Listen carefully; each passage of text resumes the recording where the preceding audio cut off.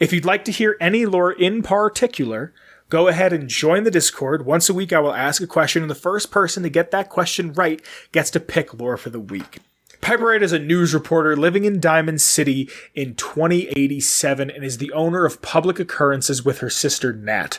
I just realized that when I read off of my notepad here, I kind of like look down a little bit because I'm trying to like look at the camera and like look at the notepad at the same time. And I look like an old man looking down his bifocals to read. Good. I'm not SNL. I don't have a guy standing here like that. She grew up outside of the Commonwealth with her father and her little sister, Nat. And her father was part of the local militia. Now, I kind of wish Fallout 4 expanded a little bit about what this local militia was. Knowing who Piper was and what I'm assuming were the morals and the values is the word I'm looking for. The values instilled inside of her and her sister. I would assume that her father was part of a militia that was somewhat like the Minutemen. Is that true? No.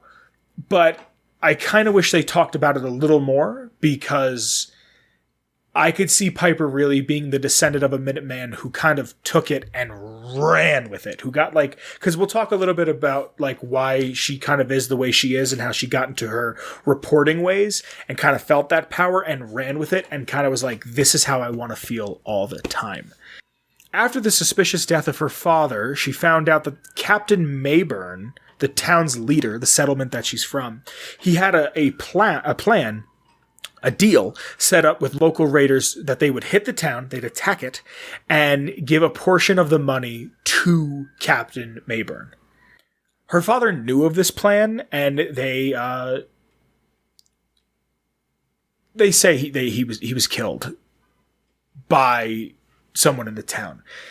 It's not like, you know, it's not like said explicitly in the lore, but on the wiki, I get all my lore off of fallout.fandom.com, but I mean, come on, a dead man tells no tales. Local police did not believe Piper when she told them of the plot to attack the town and would not investigate. Her public accusations got the mayor's attention and he took the blame. He totally owned up and admitted to it. So I guess technically it does say that anyway, whatever. The settlers outraged, they kicked out Captain Mayburn. He was no longer part of the town. And when the raiders finally came, the town folk were ready and they fled.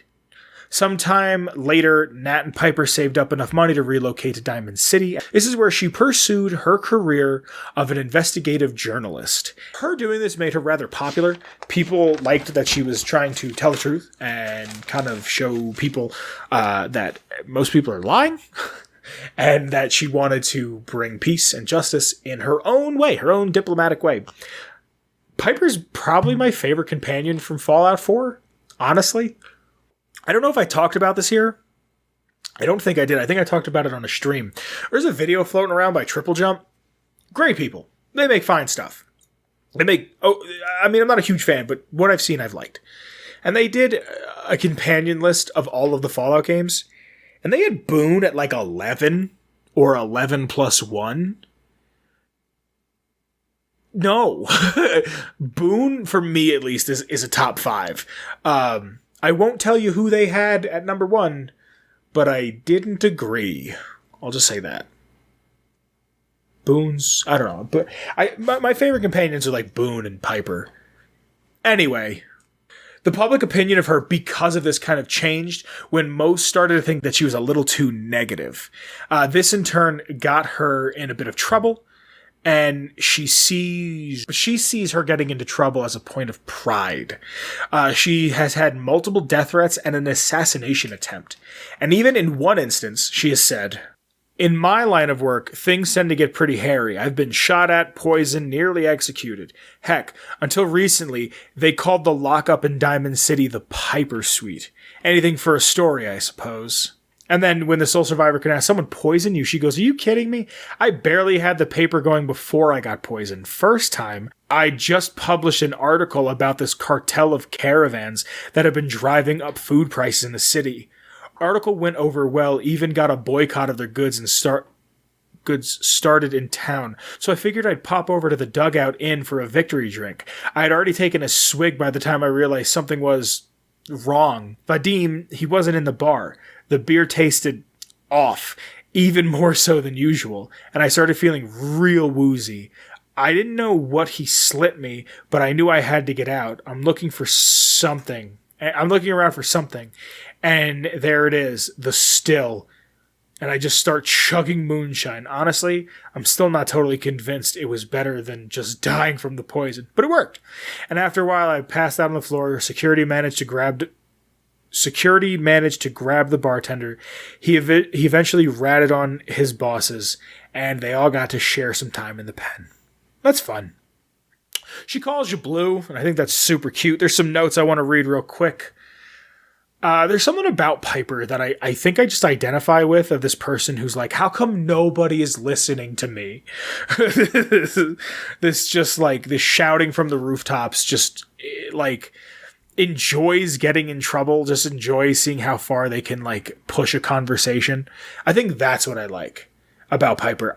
I don't know why. She was just like my go-to. I think everybody who plays a Fallout game, especially the modern 3D ones, has a character that I believe in anime they're referred to as a comfort character, who they like, they kind of flock to, they kind of, they see something of themselves inside of the character.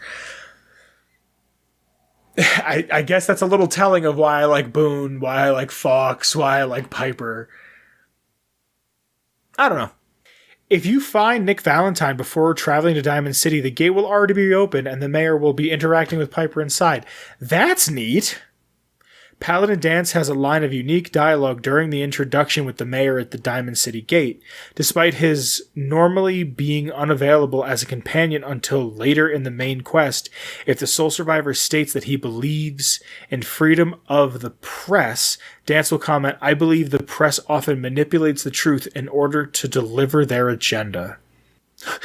If the sole survivor hasn't done Piper's interview yet, then exits Diamond City and enters again later, Piper can be found in Mayor McDonough's office accusing his secretary of sleeping with him. That's really funny.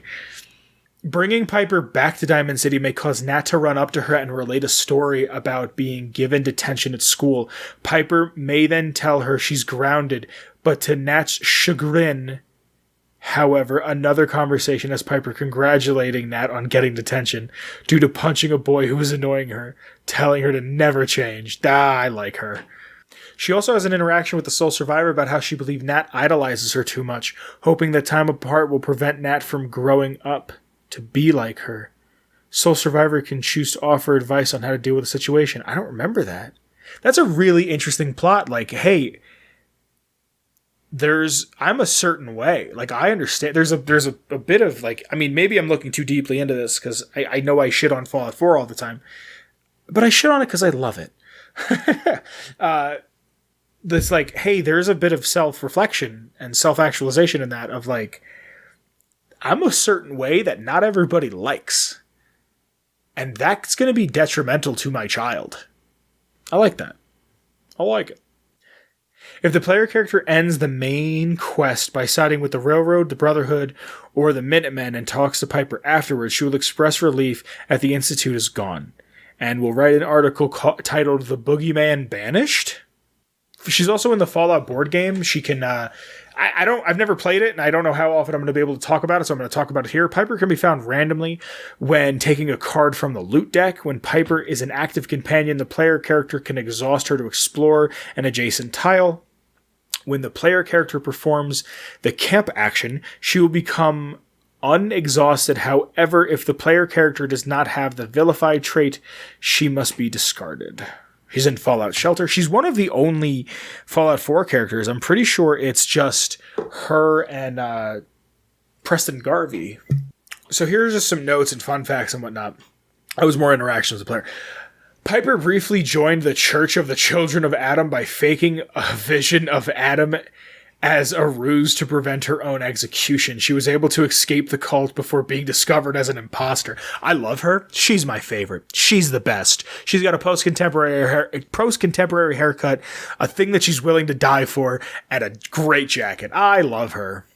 There's a woman who actually cosplays Piper, and when I first saw it, I was so surprised it wasn't a mod to make the game look better. That's how much this woman looks like Piper. This is one that I love that I know you probably know it.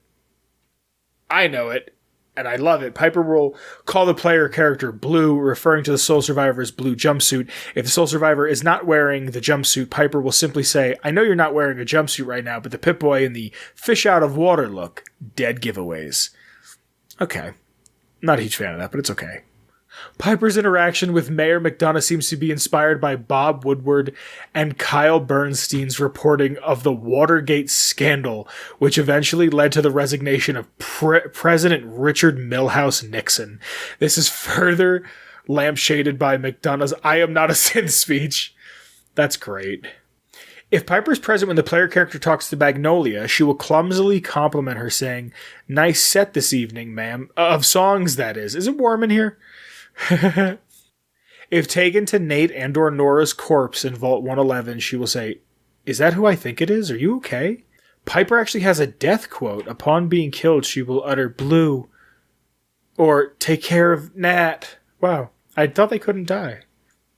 When asking about her thoughts directly after accepting the quest Blind Betrayal, Piper will react as if the quest has already been completed, thus delivering a massive spoiler.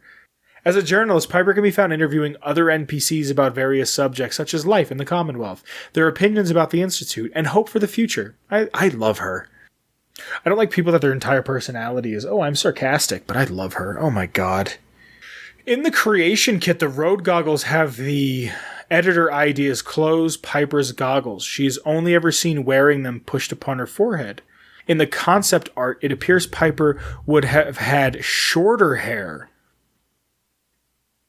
She would have also have worn a fedora rather than a reporter cap. One of the other concept designs shows her with what appears to be an aviator's cap and camera equipment on her. I went into this knowing that I love the Gift of Gab. I love her. She's perfect.